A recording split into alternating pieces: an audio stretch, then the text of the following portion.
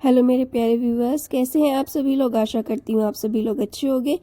कहानी के लिए मेरे चैनल को सब्सक्राइब कीजिए, कहानी को लाइक और शेयर ज़रूर कीजिएगा और कहानी कैसी लगी प्लीज़ कमेंट बॉक्स में ज़रूर बताइएगा। कहानी को लेकर कोई भी राय या सुझाव हो वो भी कमेंट बॉक्स में ज़रूर दीजिएगा। तो शुरू करते हैं हम आज की अपनी कहानी।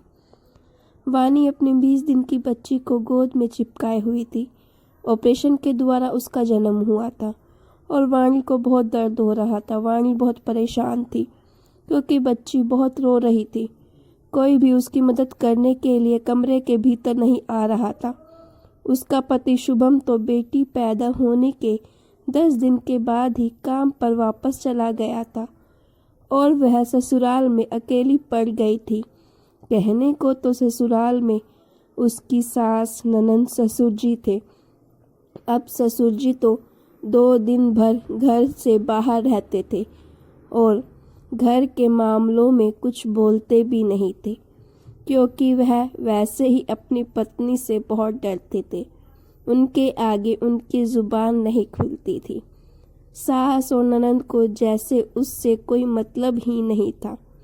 उसकी ननंद शीतल तो दिन भर श्रृंगार में ही लगी रहती, घर का कोई काम भी नहीं करती थी।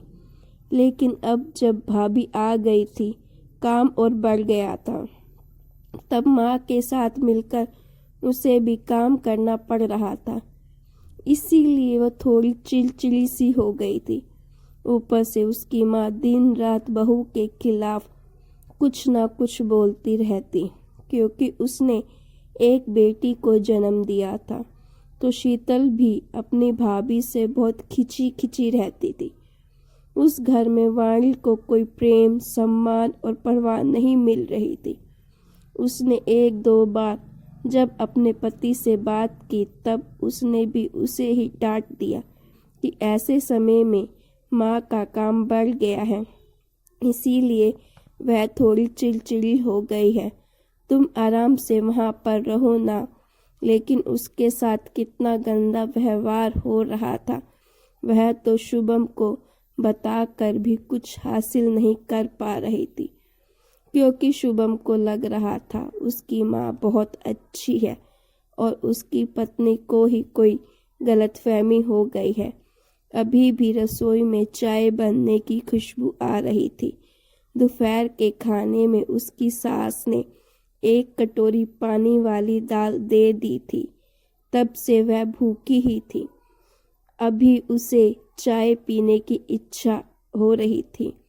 बाहर उसकी सास ननंद बैठकर चाय पीते हुए बातचीत कर रही थी। वानी ने डरते हुए कहा, माँ मुझे भी चाय चाहिए। तो उसकी सास गुस्से में भड़क उठी और कहने लगी, यह मनुष्य बेटी पैदा करके मुझसे चाय मांग रही है। जी करता है इसी चाय में डुबा डुबा के मार दूं उसे। चाय के बर्तन धोने क्या तेरा बाप आएगा। ऑपरेशन के दर्द से परेशान बहू का हाल खराब था और उसकी आंखों से पानी बहने लगा।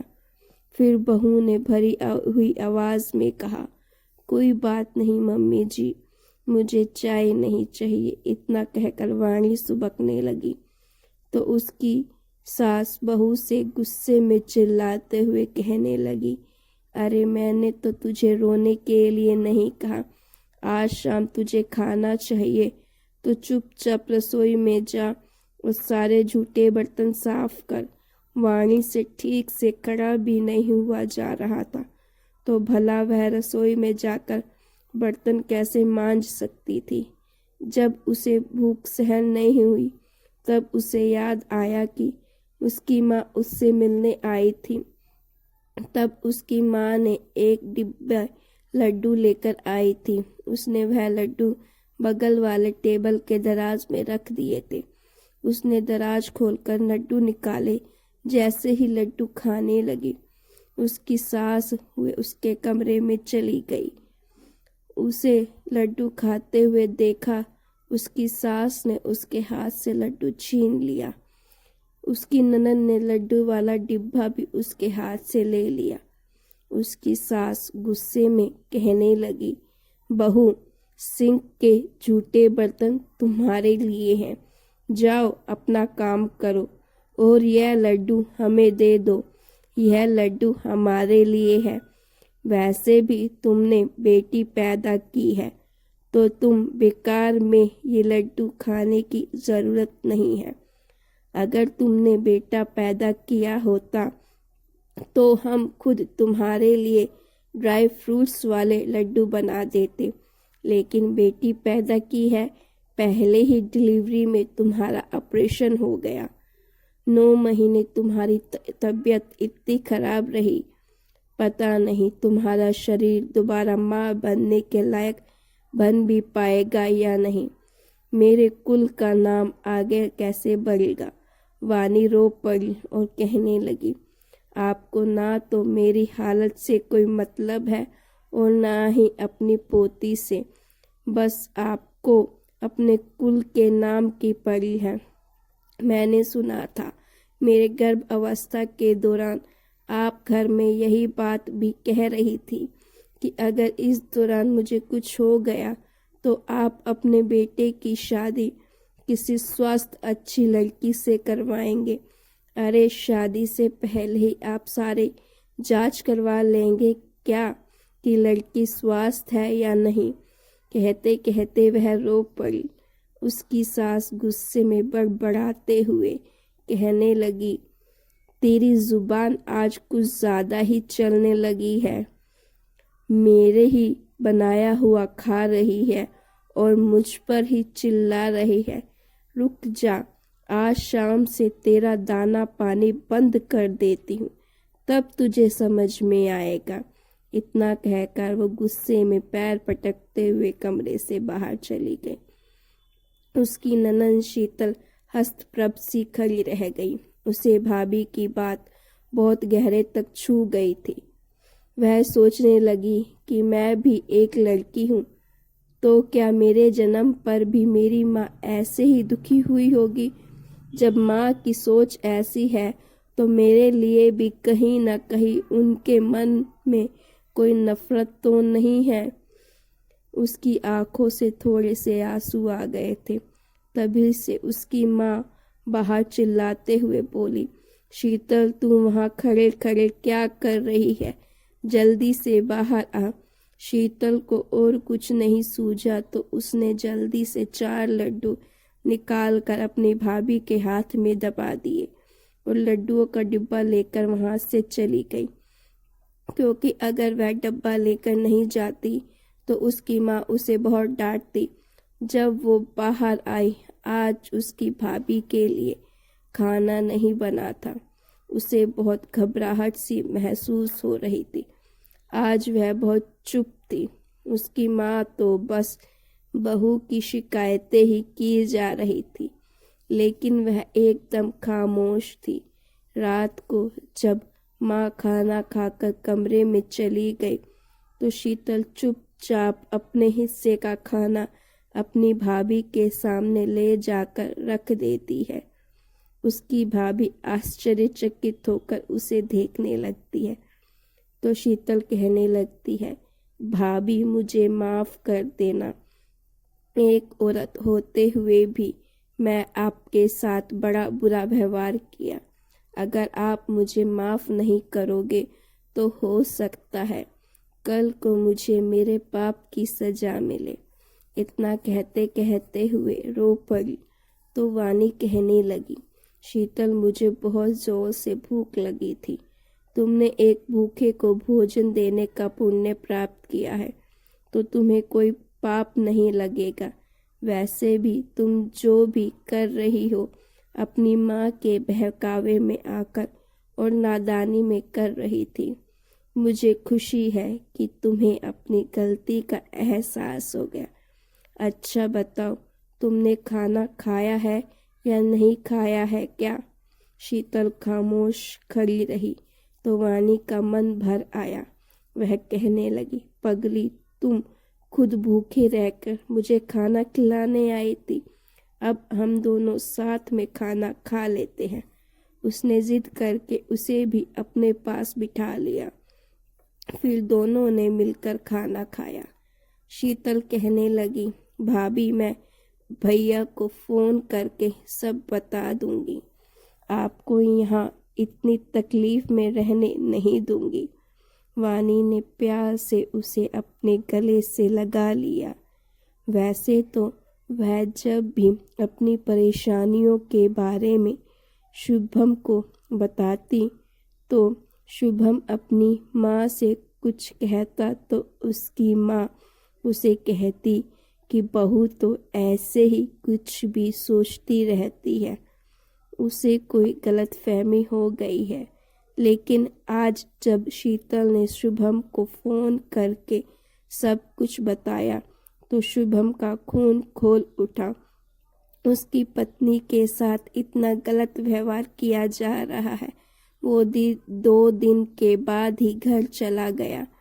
इन 2 दिनों में शीतल ने अपनी भाभी का पूरा ध्यान रखा। घर आने के बाद अपनी माँ से कहने लगा कि मैं अपनी पत्नी को उसके मायके पहुंचा रहा हूँ ताकि कुछ दिन उसे वहाँ पर आराम मिल जाए।